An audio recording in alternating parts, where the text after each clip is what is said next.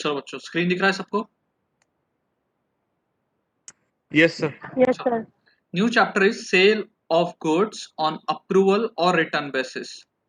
Chapter का heading पढ़ के आपको कुछ समझ में आता है तो देखो, पहले मैं एक्सप्लेन करूंगा। सी, चलो मान लो I am the manufacturer of clothing. Clothing बोलो या फिर कोई भी दूसरा बिजनेस है, जैसे कि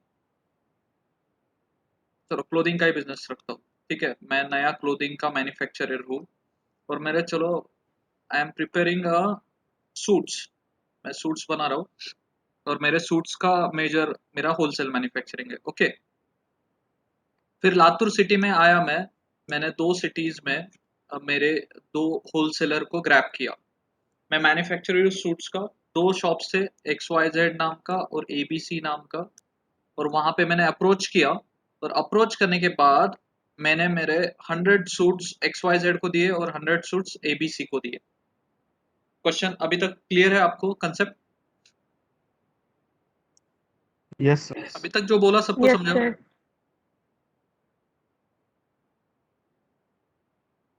सबको आवाज आ रही है बच्चों? Yes, Yes, sir. sir. सी, मैं Yes, सूट्स sir. मैन्युफैक्चर करता हूँ। मैंने 100 सूट्स XYZ को दिए और ABC को 100 दिए।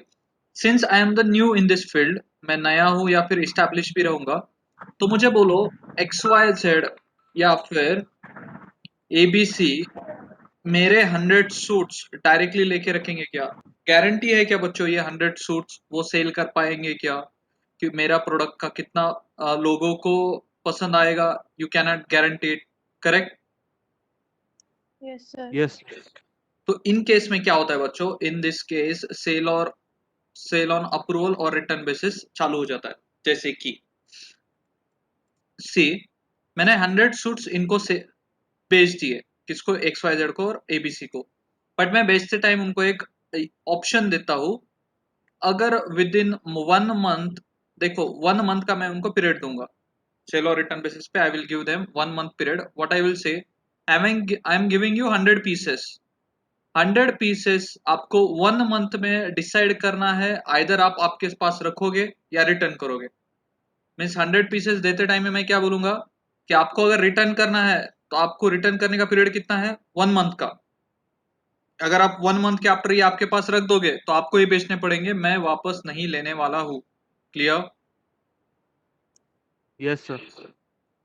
तो बच्चों, ये आपने गुड्स जो सेल किए हैं वो अप्रूवल और रिटर्न बेसिस पे सेल किया है।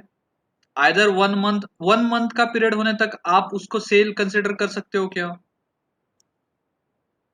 No, sir.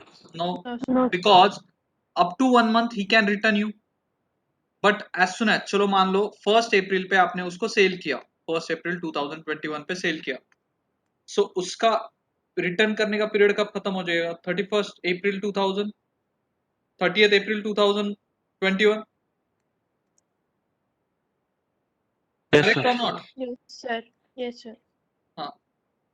सो बच्चों, आपको मेजरली क्या है पता है क्या? ये क्वेश्चन में आपको अकाउंटिंग पार्ट सीखना है। मीन्स आपको ना सेंडर के एंगल से सोचना है। Means you are sending the goods, और जो सेंडर है उसके बुक्स में कैसी एंट्रीज होगी वो आपको स्पेसिफिकली शो करना है इन दिस चैप्टर।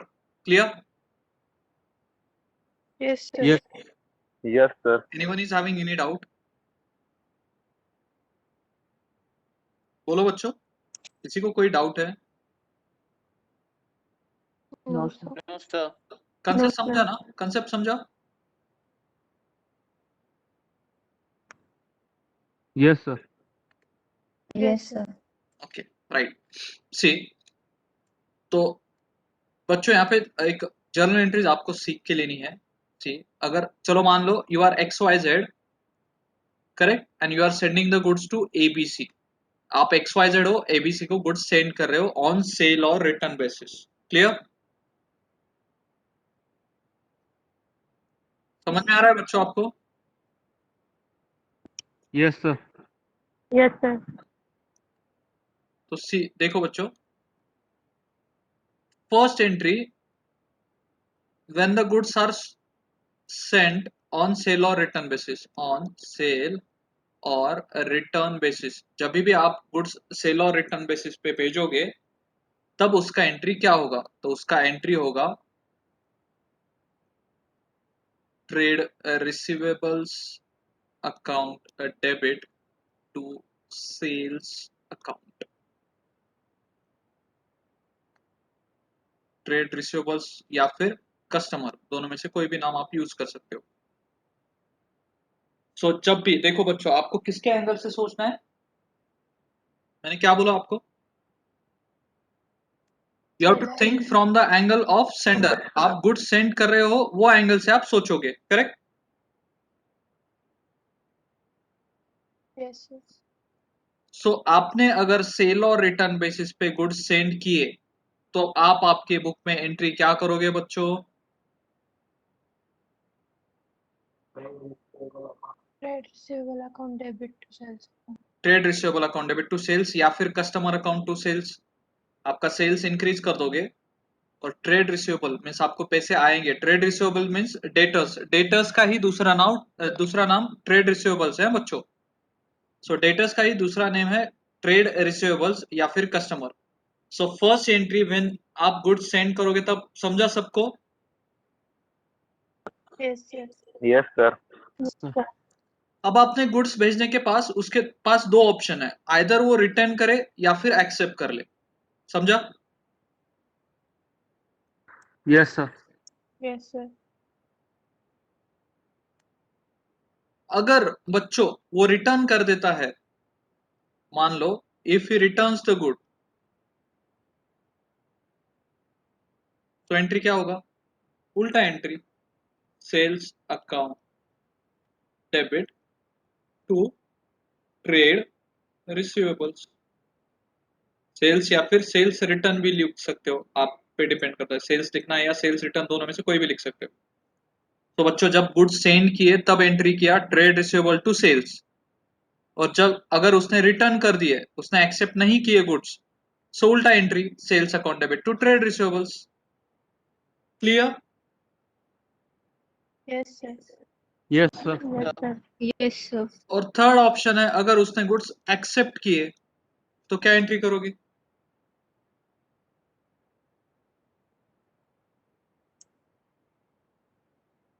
बोलो। अगर उसने गुड्स एक्सेप्ट किए तो कोई भी एंट्री नहीं होगा। क्यों? तो ऑलरेडी आपने जब गुड्स सेंड किए तब सेल का एंट्री कर दिया ना बच्चों। कस्टमर या फिर trade receivable account debit to sales, ये सेल का एंट्री है ना। Yes, sir. और उसने एक्सेप्ट कर लिए, उसने रिजेक्ट नहीं किए। सो एक्सेप्ट किए तो no entry, because already you have made the entry of sales. So sales के एंट्री में ही वो एक्सेप्टेंस का एंट्री आ चुका है। अगर एक्सेप्ट करता है तो कोई भी एंट्री नहीं होगा, अगर रिटर्न करता है तो रिटर्न का एंट्री करना पड़ेगा, क्योंकि आपको सेल्स कैंसिल करना है। देखो जैसे ही आपने गुड्स सेंड किए तो आपने सेल्स का एंट्री कर दिया, ट्रेड रिसीवेबल्स टू सेल्स। उसने अगर रिटर्न किया तो सेल्स रिटर्न या फिर sales account debit to trade receivables.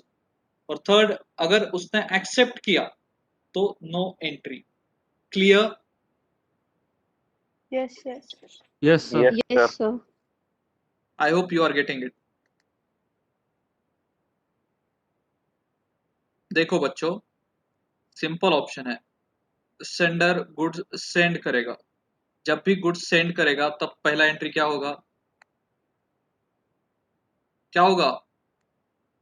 Trade receivable account debit to sales account. Trade receivable to sales, जैसे कि सेल्स से हो गया वैसे एंट्री पास कर दी। अब उसमें दो ऑप्शंस है, आइदर ही विल रिजेक्ट और रिटर्न द गुड्स, रिटर्न करेगा या फिर एक्सेप्ट करेगा, दोनों में से एक ऑप्शन है उसके पास।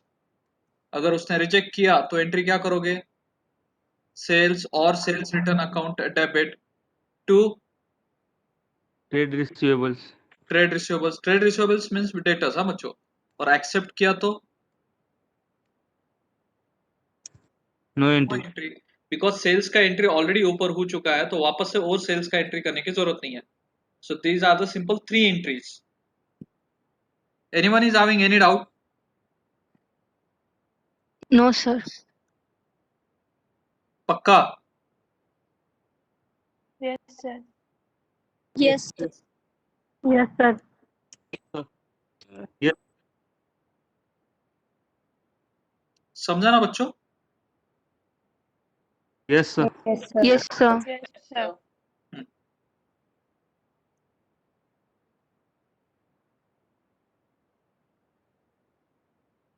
नेक्स्ट आगे आगे और क्या सीन है बच्चों, सी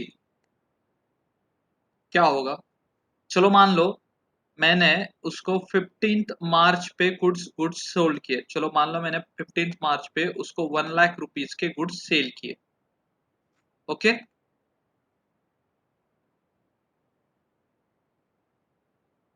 समझा बच्चों। Yes, sir. मैंने 15th मार्च पे 1 लाख रुपीज का गुड्स उसको सेल किया, सेलिंग प्राइस है वो। मैंने 1 मंथ का उसको पीरियड दिया है, तो उसका पीरियड कब खत्म होगा, उसको अप्रूवल देने तक का टाइम कब का है? 15th May. 15th अप्रैल ना, बोलो Yes, बच्चों sir. यार। Yes, sir. मैंने अगर उसको 15th मार्च को 1 लाख रुपीज का सेल किया है, सेल और रिटर्न बेसिस पे, और मैंने उसको बोला है कि 1 मंथ का पीरियड है आपको, तो उसको कब तक अप्रूवल या रिजेक्ट देना पड़ेगा? 15th अप्रैल तक। 15th April. Yes, sir. Yes, sir. But problem is what, मुझे 31st मार्च को मेरा बैलेंस शीट बनाना है। ये थोड़ा अलग केस है। मुझे मेरा 31st मार्च पे बैलेंस शीट बनाना है, तो क्या होगा? तो याद रखना बच्चों, जो डेट पे आप आपका बैलेंस शीट बनाने वाले हो, वो डेट पे अगर वो गुड्स का अप्रूवल पेंडिंग है, अप्रूवल और रिजेक्शन पेंडिंग है, तो आप क्या करोगे? ट्रिकी है ना थोड़ा situation. Yes, sir. Yes, sir. अब देखो बच्चों, 31st मार्च पे मुझे बोलो उसने अप्रूवल नहीं दिया, रिजेक्शन नहीं दिया, फिर भी उसका सेल कंफर्म है क्या? No, sir. नो, पक्का?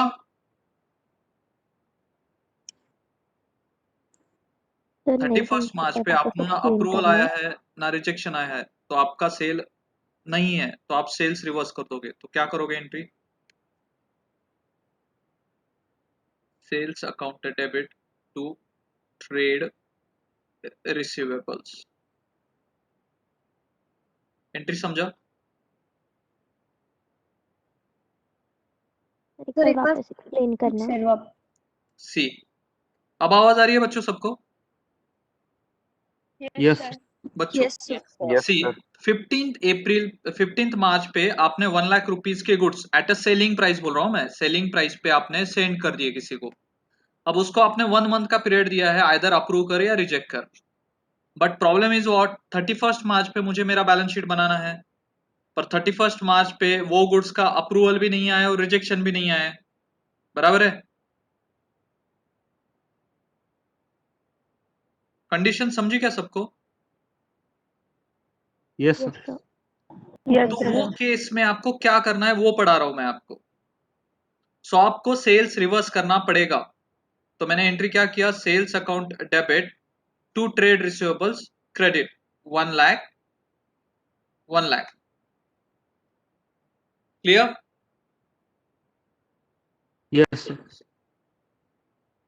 बोलो बच्चों। Yes, sir. Yes sir. हाँ, तो मैंने सेल्स रिवर्स कर दिया, सेल्स को कैंसिल कर दिया। अब मुझे बोलो बच्चों, जब मैं मेरे गोडाउन में 31st मार्च को मेरा स्टॉक काउंट कर रहा हूं, तब ये जो मैंने सेल किया था ना उसको, वो मेरे गोडाउन में रहेगा क्या?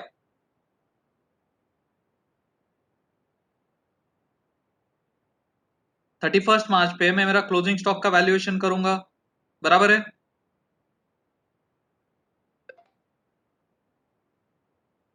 आवाज नहीं आ रही है क्या बच्चों?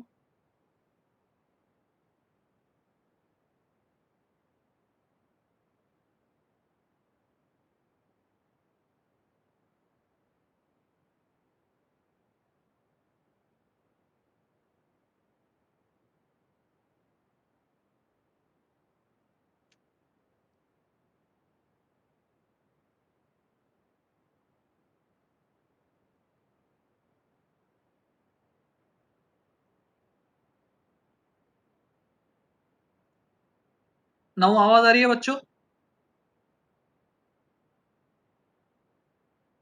बोलो बच्चों, आवाज आ रही है सबको? Yes, sir. बाकी लोग, क्या हुआ, आवाज आ रही है क्या?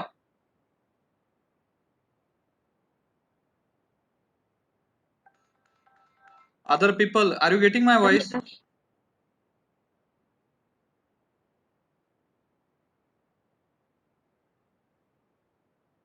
वन सेकेंड, होल्ड करो. हाँ, सो सी, आपको कंडीशन समझा क्या प्रॉब्लम हुआ है exactly? Yes, sir. Yes, sir. 31 मार्च पे ना मुझे अप्रूवल मिला है ना रिजेक्शन मिला है, तो सबसे पहले मुझे मेरा सेल्स रिवर्स करना पड़ेगा. सो सेल्स अकाउंट को डेबिट कर दिया 1 लाख से और ट्रेड रिसीवेबल्स को 1 लाख से क्रेडिट कर दिया. Clear? Yes, sir. Yes, sir.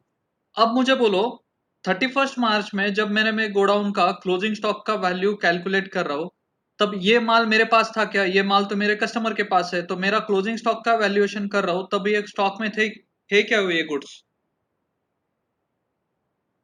No, No, sir. No, no. तो अब अगर मैंने सेल्स भी कैंसिल किया है तो मेरे को स्टॉक में ये गुड्स इंक्लूड करने पड़ेंगे ना, क्योंकि भले ही मेरे पास आज वो गुड्स नहीं है, पर ओनरशिप किसका है? मेरा ही है ना. Yes, sir. yes, sir. Yes, sir. हाँ, सो देखो 31 मार्च का स्पेसिफिक कंडीशन मैं आपको समझा रहा हूँ. 31 मार्च पे अगर कुछ भी गुड्स अप्रूवल पेंडिंग है तो सबसे पहले मैं सेल्स कैंसिल कर दूंगा. सेल्स अकाउंट को डेबिट किया 1 लाख से, ट्रेड रिसीवेबल्स को 1 लाख से क्रेडिट किया. और second entry what I will do, see, inventories with customer account debit to trading account. But याद रखना बच्चों, I will not write sales price. ये 1 लाख के गुड्स मेरे 80,000 का कॉस्ट प्राइस था, तो I will write only cost price, because goods are valued cost or market price whichever is lower. So पहले मैंने सेल्स को रिवर्स किया और सेकंड मैंने स्टॉक का एंट्री किया, क्योंकि मेरे स्टॉक में वो इंक्लूड करना है. सो एंट्री क्या हुआ? Inventories with customer account debit to trading account. Entry समझा सेकंड वन? Yes, sir. सब लोग? Yes, sir. तो बच्चों याद रखो, Yes, sir. स्पेसिफिक पोजीशन मैंने 31 मार्च का समझाया है. 31 मार्च पे अगर केस ऐसे आ जाता है कि आपके गुड्स अप्रूवल है, अप्रूवल भी नहीं है और पेंडिंग भी नहीं है, ऐसे रिजेक्शन भी नहीं है, तो आपको सेल्स जितना था उतना रिवर्स करना पड़ेगा. तो सेल्स अकाउंट को डेबिट किया 1 लाख से और ट्रेड रिसीवेबल्स को क्रेडिट किया 1 लाख से. फिर उसके बाद second immediate entry I have to pass is inventory with customer account debit to trading account. But ये जो सेल्स किया था ना मैंने, उसका कॉस्ट प्राइस लिखूंगा. कॉस्ट प्राइस 80,000 था. Clear? Yes, sir. Yes, sir. किसी को कोई डाउट है बच्चों? Sir, second entry में inventories वाले. हाँ, सेकेंड एंट्री में सी, सेकेंड एंट्री में क्या प्रॉब्लम है? आपको एंट्री यही करना है, inventory with customer to trading. Entry inventory with customer means what? अपन ने कस्टमर के साथ कितना इन्वेंटरी है वो बुक कर दिया. और ट्रेडिंग अकाउंट को क्रेडिट क्यों किया? क्योंकि ट्रेडिंग अकाउंट में ऑलरेडी आपने क्लोजिंग स्टॉक कम लिखा रहेगा, क्योंकि आपने फिजिकली काउंट किया था. अभी आपको पता चला है कि आपका गुड्स दूसरे के पास भी है, तो ट्रेडिंग अकाउंट को क्रेडिट इसलिए किया कि आपका क्लोजिंग स्टॉक का वैल्यू भी इंक्रीज करना है. बट ये एंट्री कॉस्ट प्राइस पे करना है, इतना याद रखना. सब एंट्री सेल्स प्राइस पे होगी, बट ये inventory with customer to trading account वाला एंट्री हमेशा कॉस्ट पे ही होगा. बट एक्सेप्शन क्या है? अगर मार्केट प्राइस भी कॉस्ट के नीचे है तो मार्केट प्राइस पे होगा. Clear? Yes, sir. Yes, sir. चलो एक क्वेश्चन के थ्रू समझते हैं, एक क्वेश्चन के थ्रू समझेंगे तो ज्यादा समझेगा. ठीक है, चलो बच्चों, आपके पास सामने एग्जांपल दिख रहा है?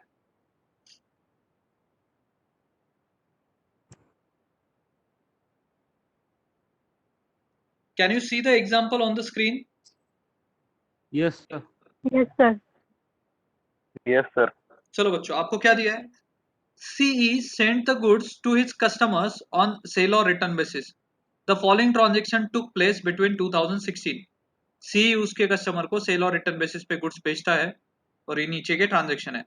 देखो बच्चों, सितंबर 15 पे उसने क्या किया? Sent goods to customers on sale और return basis at a cost plus 33 1/3 profit. उसने गुड्स सेंड किए, बट प्रॉफिट कितना है उसमें?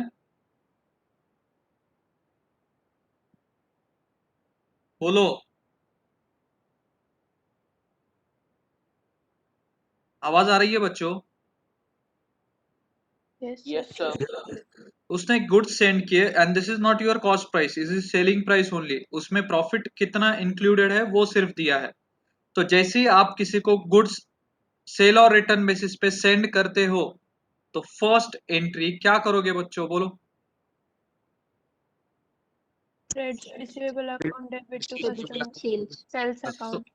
first entry would be trade receivables account debit। कितना गुड्स भेजा है मैंने? 1 लाख रुपीज का। So trade receivables account debit 1 lakh to, क्या लिखूंगा? Sales account. Sales.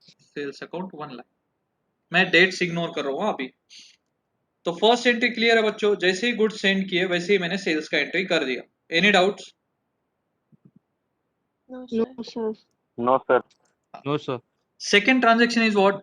Goods returned by the customers 40,000। Customers ने 40,000 रुपीज के गुड्स रिटर्न कर दिए। और जैसे ही गुड्स रिटर्न आएंगे तो एंट्री क्या करूंगा बच्चों? Sales account debit to trade receivable account. Sales account debit to trade receivables. कितना? 40,000. 40,000। 40,000 correct.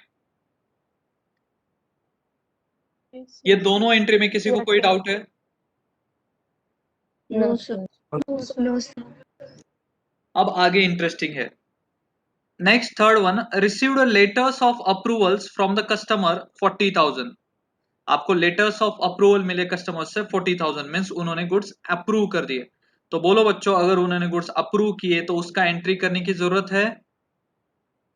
No, sir. No, sir. No, sir. No, sir. There is no need ना? No, correct sir. ना? हाँ। Yes, sir. और आगे देखो 31 दिसंबर पे क्या दिया है? Goods with customer awaiting for approval 20,000। आपका ईयर एंड है 31 दिसंबर का, ठीक है? और 31 दिसंबर पे पोजीशन क्या हो गया कि अभी तक अप्रूवल भी नहीं आया है और रिजेक्शन भी नहीं आया है और उनका पीरियड भी एक्सपायर नहीं हुआ है। मींस ऐसे कि उनको, चलो मान लो आपने 1 मंथ का पीरियड दिया रहेगा पर 31 मार्च पे वो पीरियड भी एंड नहीं हुआ, ना उन्होंने अप्रूवल दिया है ना रिजेक्शन दिया है। सो ये ट्विस्ट वाला पोजीशन है ना? Yes, sir. Yes, Yes, sir. इसका सबसे पहले क्या करोगे? इसकी दो एंट्रीज होगी। सबसे पहले एंट्री क्या करोगे? सेल्स रिवर्स कर दोगे। Yes, Yes, sir. sir. Yes, sir. So sales account debit 20,000 to trade receivables 20,000. Correct or not? Yes, sir. Sales account Yes, debit 20,000 to trade receivables 20,000. Clear? Yes, sir. Yes, sir. Yes, sir.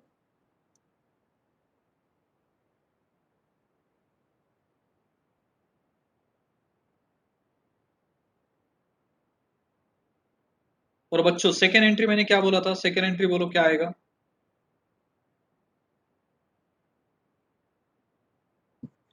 Inventories with customer account debit. Inventories with customers account debit to Trading account. trading account. Correct? Trading account. अब इसका amount Yes, क्या आएगा? सी बच्चों, ये जो 20,000 है, चलो उसने 1 लाख रुपीज के गुड्स भेजे थे सेलिंग प्राइस पे, उसमें से 40 रिटर्न हो गए, 40 एक्सेप्ट हो गए। अब ये जो 20,000 है ये सेलिंग प्राइस है, बराबर है? yes, sir. Yes. आपको मैंने क्या बोला था? सेकेंड एंट्री कॉस्ट प्राइस पे करना है, ये वाला inventory with customer to trading. अब 20,000 अगर सेलिंग प्राइस है तो कॉस्ट प्राइस कैसे निकालोगे? चलो बच्चों, फर्स्ट इसमें क्या दिया है देखो, send goods to customers on sale और return basis at a cost plus 33 1/3% of profit. चलो मान लो मैंने कॉस्ट को 100 एज्यूम किया, 33 1/3 का क्या आता है बच्चों अगर आप उसको प्रॉपरली लिखते हो पॉइंट्स में? तो 100 by 3%. हाँ 100 by 3. तो मल्टीप्लस में क्या आता है? 100 डिवाइडेड बाय 3 क्या आता है? 33.33 ना? 3.3. Yes, Yes, sir. sir. Correct. अगर मैं कॉस्ट को 100 एज्यूम करता हूं तो आपका प्रॉफिट कितना है उसमें फिर? 33.33 ना? Yes, sir. तो मेरा सेलिंग Yes. प्राइस क्या हो गया? 133.33 ना? Yes, sir. Yes, sir. हाँ। अब मुझे बोलो, मेरे पास 20,000 सेलिंग प्राइस है ना बच्चों? Yes, sir. सो मैं सेलिंग प्राइस के नीचे 20,000 का सेलिंग प्राइस लिख दिया। तो मुझे फाइंड आउट क्या करना है? Cost price. So cross multiplication. समझा कि ये वाला कैसे किया मैंने? Yes, sir. Yes, sir. So cross multiplication करो। चलो बोलो क्या आता है?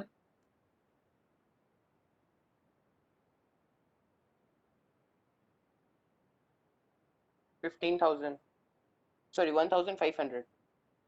15,000 ही आएगा, 20,000 ही है, 2 नहीं। 15,000 0.37. 15,000 ही आता है, वो एक्चुअली राउंड ऑफ की वजह से हो रहा है। So your answer comes to 15,000, correct? Yes, sir. Yes, sir. So आपकी ये वाले एंट्री में अमाउंट क्या आएगी? 15,000, 15,000। क्लियर? Yes, sir. सी बच्चों, Yes, again sir. I am explaining. Yes, sir. First, सबसे पहले आपने सेल्स कितना किया था? 1 लाख रुपीज का। So trade receivables to sales मैंने किया 1 लाख 1 लाख। जैसे ही मैंने गुड्स सेंड किए, सेलिंग प्राइस पे सेंड किया, तो trade receivables to sale 1 lakh 1 lakh कर दिया। फर्स्ट एंट्री क्लियर है, ट्रेड रिसीवेबल्स टू सेल। फिर सेकेंड एंट्री में क्या हुआ कि 40,000 के गुड्स उसने रिटर्न कर दिए। सो जैसे ही रिटर्न आ जाएगा, उल्टा एंट्री पास कर दूंगा, sales account debit to trade receivables 40 clear? Yes, sir. Yes. फिर आगे क्या दिया है बच्चों? See, received letters of approvals 40,000 goods का अप्रूवल मिल चुका है। अप्रूवल मिला तो उसका कोई एंट्री नहीं होगा, याद रखना। So no entry, third one. Fourth question क्या है कि 20,000 के गुड्स अभी भी अप्रूवल के लिए पेंडिंग है। तो जैसे ही अप्रूवल के लिए अगर कुछ पेंडिंग है तो आप क्या करोगे?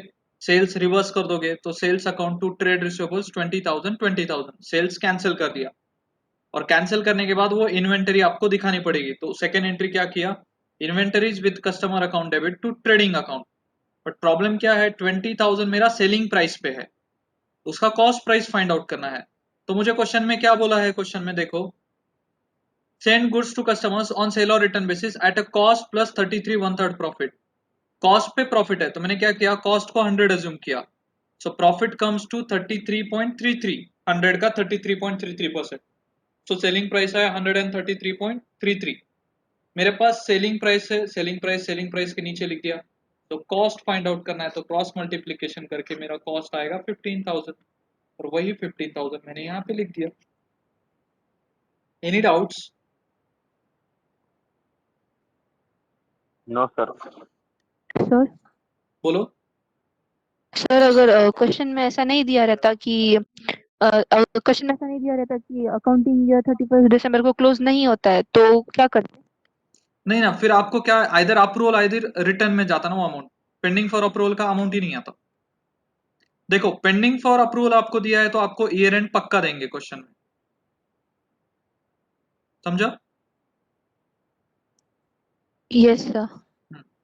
If it is given in the question it is pending for approval, so आपको ईयर एंडिंग दिया ही जाएगा, ऐसे नहीं रहेगा। Clear? Yes sir. Yes, sir. Yes, sir. चलो अगेन 2 मिनट में रिवाइज करते हैं, आज इतना ही क्लास लेने वाला था मैं। सी, सबसे पहले बच्चों बोलो, अगर आप गुड्स सेंड करते हो सेल और रिटर्न बेसिस पे, सेल और रिटर्न बेसिस पे आप अगर गुड्स सेंड करते हो तो पहला एंट्री क्या करोगे बच्चों? Trade receivable to sales account. Trade receivable to sales. सब लोग आंसर करो, trade receivables to sales, correct? Yes, sir. Yes. Yes sir. Second entry, yes sir. अगर रिटर्न आ गया तो क्या करोगे? Sale to Sales Sales trade. account debit account debit to trade credit receivable. account. Sales to trade receivables, correct. Third entry, अगर approval आ गया तो क्या करोगे? No entry. No entry. No entry. No entry.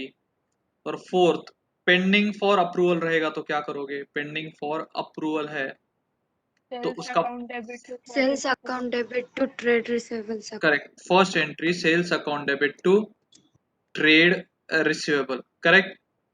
और सेकेंड एंट्री क्या करोगे बच्चों तुरंत?